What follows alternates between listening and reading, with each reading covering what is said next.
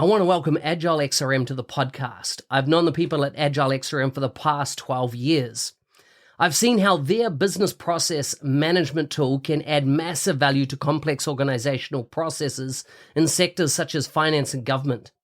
If you have complex processes or a need for dialogues on the Power Platform or Dynamics 365, take a look at how this BPM tool can add value. You can find them at agilexrm.com or check out the show notes for more details.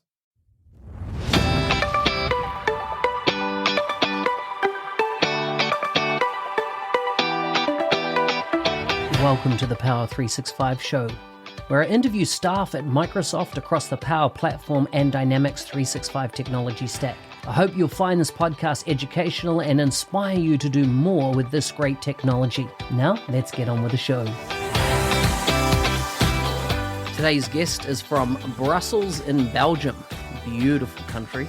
He's a senior program manager at Microsoft. You can find all his details, whether it be LinkedIn, Twitter, YouTube, etc., are all in the show notes for this episode. So check those out. Welcome to the show, Ilya. Thank you very much, Mark. Happy to be here. Good to have you on the show. You've been pretty active lately, it seems, out on the various social media channels with your videos and things. What sparked this for you? Well, you do a lot of work for different customers, and you have a lot of ideas to solve the problems that they have. But typically, of course, you can have 1, 2, 3 customers, 5, I don't know, whatever. And a lot of the things that you discuss, a lot of the solutions that you discuss stay somewhere on the table because, they're not adopted for whatever reason, and they just get lost. So I thought, why do that? Why not just to share that with other people who might, use that for something else? If I come up with a solution for some situation, and that solution doesn't work for that particular customer, maybe it will work for someone else. And that's kind of what I started doing.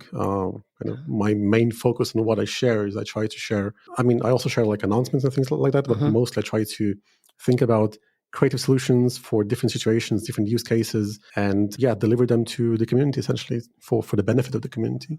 I like it. That's the motivation behind that, at least. It's good.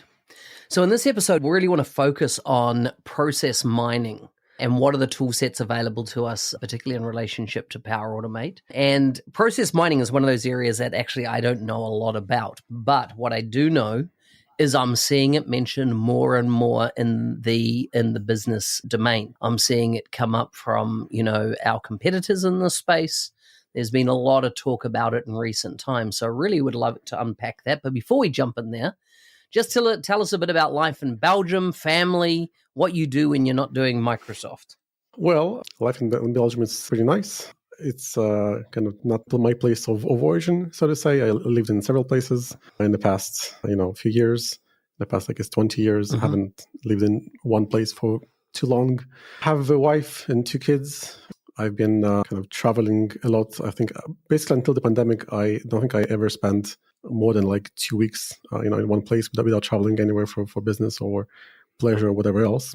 So life was kind of very, very chaotic in that sense. Although, it was kind of the life that I liked in terms of a lot of travel and a lot of new things, a lot of excitement, things like that. And now it's since I moved to Belgium, I kind of switched gears very drastically in the sense that I'm mostly working from home. I don't travel that much. And I also enjoy that life now. It's different. And it's, I guess, in a way new to me. But I really enjoy that kind of life at home. Outside of kind of work, I still like to travel when I do have the time. We used to travel a lot with the kids when they were smaller. I think when my son was 2 years old, by the time he was in 6 or 7 countries, we used to take him everywhere since he was 6 months old. And my daughter as well when she was born. Now they are kind of older, 5 and 7, so they attend school. Obviously, that's less possible. But we used to travel a lot with them. Now, my wife and I want to travel. We kind of, dump them on one of the grandparents and travel without them, especially if it's kind of longer road trips. I like doing a lot of interests that I kind of, one point or another, took semi-professionally, like graphic design, which I taught for a few years, like flying, which I also learned to fly. I can only fly single-engine planes, but still something I kind of took on. I love building stuff. I kind of trying to get my son into that whole area. I'm trying to get him into, programming and building robots and things like that. going fairly well so far. Good. We built a smartwatch together over a few weekends, so that was a nice project. Yeah, so traveling, building stuff, that's kind of the main hobbies I would do outside of work for the most part. I like it. Flying whenever I can. I like it. You've given me some inspiration. I've got a 18-month-old and a soon to be born newborn arriving in the next 6 weeks, and we're planning within the year to go to Italy and Greece, which is for us now, because we live in New Zealand at the bottom of the world. It's a major trip. And hearing that you've taken your kids on so many trips like this fills me with confidence that I'll be able to do the same thing. And yeah. That's a great thing. For them as well. I think even at a fairly small age, they were quite excited about it. Excited about traveling on planes and trains and whatever else, and being in different places. That's a great experience, I think. Yeah, totally. Okay, so tell me about process mining. What is it, and why are companies investing a lot of time, resource, etc., into process mining these days? Well, I think that these days companies are not yet investing a lot of time into process mining. I wouldn't say that it's a new area, but it's something that still doesn't have as much exposure as, let's say, other things in business applications, as like Power Automate or Power Apps or no code, low code, things like that. So it's still kind of a fairly new space. Yeah. But if we talk about what that is, right? I guess that makes sense to start from saying in what case you can use it and what for. So if you are an organization, you probably have some kind of processes that you work by. I don't know. You do case management, you do invoice management, you do efficient manufacturing, whatever else. You probably have some set of processes that you work by. And in some of those processes, you typically do have KPIs or SLAs to track the efficiency and the performance within that business process. But in others, often you don't. As a very, very common example, if you again look at case management, especially in call centers, it is very important to have a certain length for a call for some organization, or SLA to cover a certain case for support cases, and so on. So there's a lot of more work being done on supporting the efficiency of those kind of processes than others.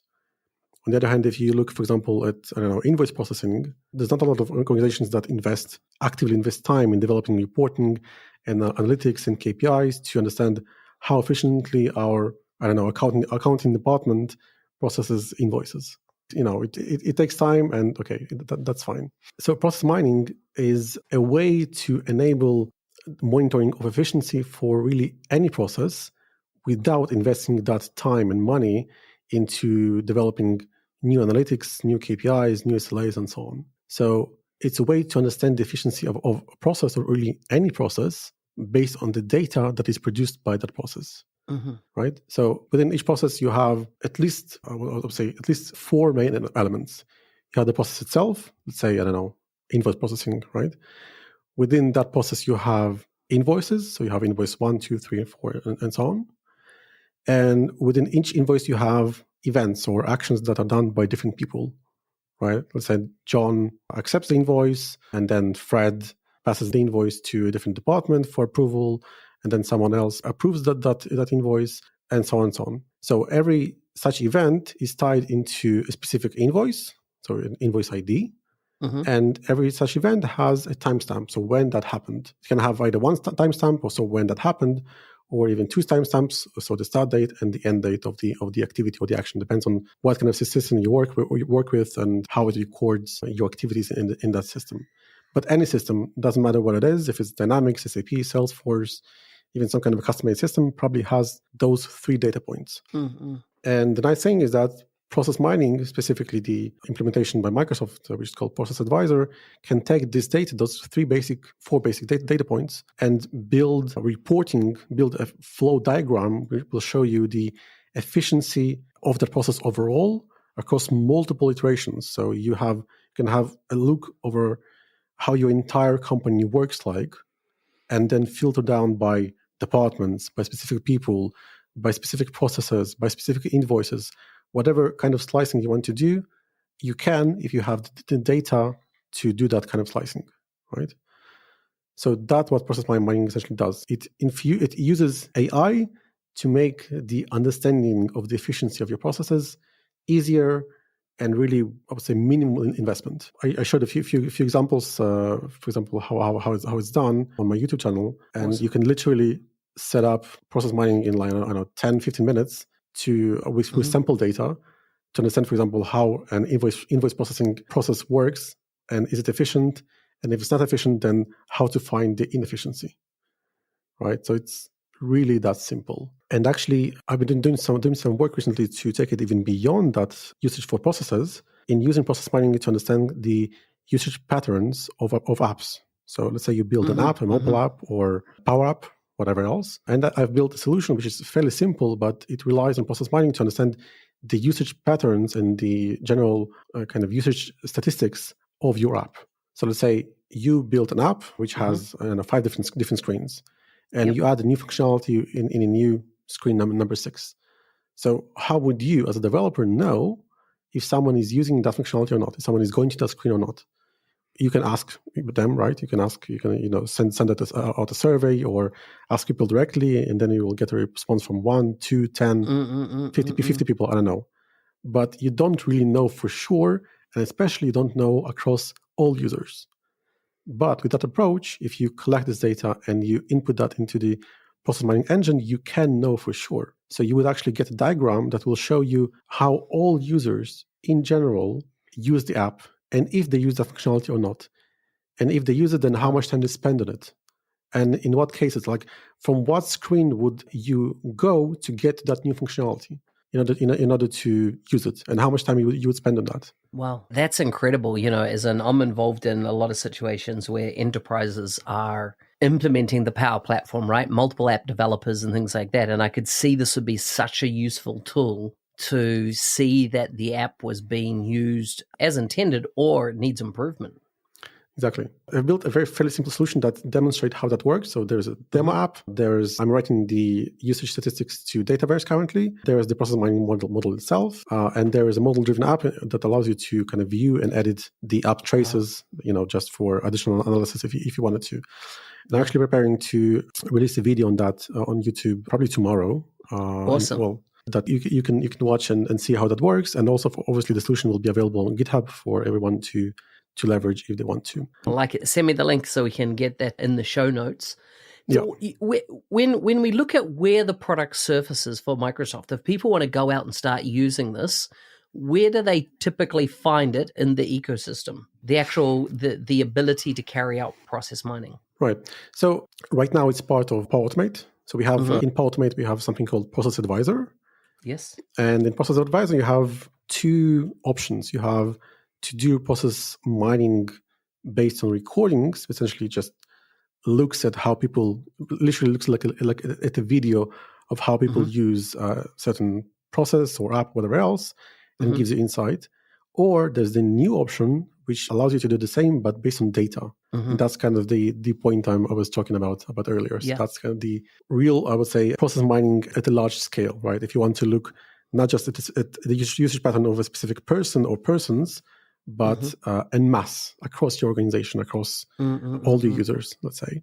And that's really the way to do it, I guess, in most enterprise scenarios and for most processes. So that's the way that you get to it. Configuring that is fairly easy. For example, if you ever built any kind of Power Report BI or really, for example, imported data from in Excel, let's say from an Excel data source, you would have this kind of UI to select the data source, and then you can configure the query, so configure the columns that you want to use, filter out the data that you want to use, and essentially that's it. So if you have the skills to use Excel, then you probably have the skills to use process mining, which I think is probably the biggest difference from how kind of we do it at Microsoft in Power Platform, and how it's done across other solutions.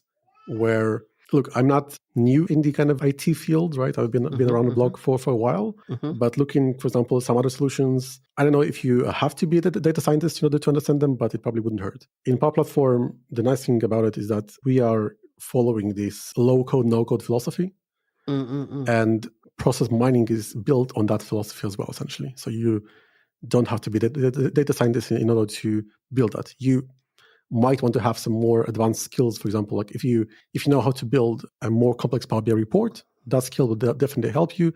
to also build perhaps a more complex process mining model, just to be able to filter out the data that you need in a more efficient way. But other than that, if you just want to take all the results from a process and analyze that really takes very little effort. And as I said, you can literally set it up in 10, 15 minutes if you want to. So is a lot of the visualization happening in Power BI? You've mentioned Power BI a few times, and when I've looked online, I see companies offer process mining tools, and one of their claim to fame is that it's all visualized in Power BI, being it's the number one analytics type platform now that organizations are using. So is it tightly linked to Power BI and how you would use Process Advisor? Yeah, so I mean, the result that you get essentially looks like Power BI dashboard. So you get the process flow where you can see how different events are connected to each other. You have a dashboard that shows you the different variants of a process. So in how many different ways can one process be achieved based on the data. You have information about timings, so how much time it took in average to go through each case, let's say, or each invoice in July or in August or whatever else. You have the ability to drill down to look into, let's say, specific users or specific departments, or kind of drill down based on the additional information that you have in the data that you have imported. You have a time analysis, which allows you to see how much time each action or each event takes on average, and be able to kind of get additional insights based on that. So let's say you can look at the time analysis and understand that you have one step in your process which takes way longer than every other step. And you can, I think, either it's normal and this is what you expect, or it's not normal. And that can be something that happens only in some of the cases, or for example, only some departments, or only for some people for some reason, So you can really drill down and understand where this anomaly comes from and be able to handle that. And when you re-upload the data again, let's say next month or next quarter, or however you want to set up that cadence, you can compare if the changes that you made to the process have actually affected the efficiency of the process overall, or the efficiency of the process where you wanted to improve it for specific events, let's say, or specific departments, or even specific people that work on your process. So what jumps to mind for me is that this would allow organizations to potentially find the bottlenecks that are happening inside their organization. Does it make those bottlenecks really clear, that the difference between what's an anomaly and then it's always, this is always in whatever the process is, this is the point, for whatever reason, and the way the process is designed, everything slows down. And if we could fix this part of the process, perhaps we could, create efficiencies that generally, whenever efficiencies are created, it means, cost savings. You're taking cost out of a business. Is that, one of the chief aims of process mining? I would say so. So, I mean, it depends on your goal. So we have discussed two, I would say, very different cases. One, when you use process mining to understand the efficiency of business processes, and the other one, when you use process mining to understand the usage patterns of an app. So in the first case, yes, for the most part, you would try to understand if there are bottlenecks in your process, case management, investment management, whatever else. Yes. And you would try to understand where those bottlenecks come from. So do they come from, let's say, maybe there is some kind of an event that happens and it takes long, but it only for some reason takes long in July. Okay, what's up with that? You can drill down and understand why it happens only in July, or maybe it happens only in a specific department. Why it happens only there? For example, it only happens in your branch in Amsterdam, but does not happen in your branch in Dublin. Why is that? Yeah. Do they have a different process, or they just work in a way that is maybe less efficient for whatever reason, right? So you can really use that to identify those kind of bottlenecks. So, with very large organizations, process has been built over years, right? As in, and it seems that sometimes in the larger organizations, the process has become more, I wouldn't say complex, but I would say more, there's checks and balances and stuff put in play because of maybe technology limitations at the time that the process was developed. But for whatever reason, now you have a process that potentially takes a month to do. There's no reason why it should be done in hours, but the actual if you hit play at the start and hit approval at the end, or completion, or we can move forward, there can be a month time frame. And when you look at the moving parts, which often can span multiple systems, and this is my concern here, is what do you do when, for example, one of the key next steps in a process is uploading a file to somewhere, or sending an email for confirmation, or, getting 5 people to approve it. How do you, is this an application for organizations like that go, you know what, we're probably wasting millions and millions of dollars a year on our process that was built over a 15-year period, but no one's gone back and said, why are we doing it this way? Why, this in the world and where technology is advanced now, things need to change. We could make massive improvements, save millions of dollars if we addressed it. Is this one of the aims or the goals of process mining, even though in that scenario, I think there'd need to be a lot of people investment in discovering where those bottlenecks were happening and whether they were still needed within the organization? Yeah, definitely. It can be a way to make processes more transparent for, let's say, management people to really understand how processes work across their organization and across different departments. I've been in consulting for many, many years, and I've been working with organizations in many, many sizes. And if you work with organizations like at the global scale, like where they have presence in multiple countries, or even at a national scale, where they have presence in multiple large cities, then you would often come across situations where you come to a new branch to understand how they work in order to help them to automate the process, and they tell you, well, this is how they do it in Amsterdam, but in Dublin we do it in a different way. Okay, and there's often absolutely no reason from a corporate standpoint to do it in a different way. Just that culture or whatever else, they just decided that they do it differently for whatever historic reason. And those kind of subtleties can make a big difference in terms of how people work, but they are not visible to people who are kind of at the level, at the national level or at the global level, managing the organization. And it's not information that, well, obviously will come voluntarily from the local subs, but it is information that can be understood from the data that they produce, because data that they produce is, well, it's there, it's available for for everyone in the organization. And if you take this data and you understand how the processes actually work, you can really compare how the same process work across the multiple branches or multiple countries or multiple different cities. And if the process really does work different, then you need to ask the question, why? Is there really good reason for that? Is that, maybe there's some kind of compliance. Let's say if it's a global organization, there's some kind of compliance in Switzerland that doesn't exist in Germany. That may as well be the case. And that's why the process in Switzerland takes longer than in Germany. That's perfectly fine. But if it's something that is unexpected, then it's definitely something you can look into and take care of and be able, at least have the opportunity to understand that it exists, and that you can influence that if you want to. Yeah. And that in turn can save a lot of money when you have that level of transparency. Yeah. So my last question is around AI. How much, can AI feature in particularly Process Advisor in really proactively uncovering those issues and going, hey, somebody needs to actually look at this area because there's a major bottleneck that is happening, as you say. It could be infrequently, it could be frequently, it could be, geographically, etc. How much, does AI play in Process Advisor, and then is it extensible? Well, so at this point, I don't think we are yet at the point where you get a call from a robot which tells you when the pattern works. That is efficiently as you expect. So we are at the stage where you are presented with insights, and you can make decisions based on those insights. And this is a process that you can initiate whenever you want yourself. You can take the data from process mining and take it forward to some other system for additional analysis, to some kind of AI model, which is specific to your business for additional analysis. That's definitely possible.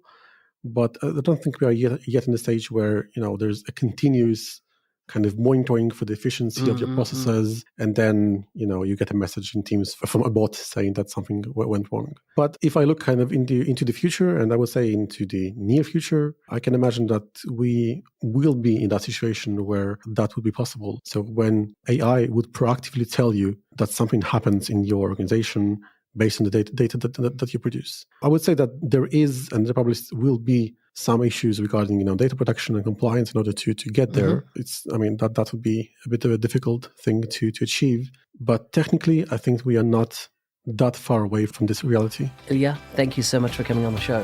Thank you, Mark. Happy to be here.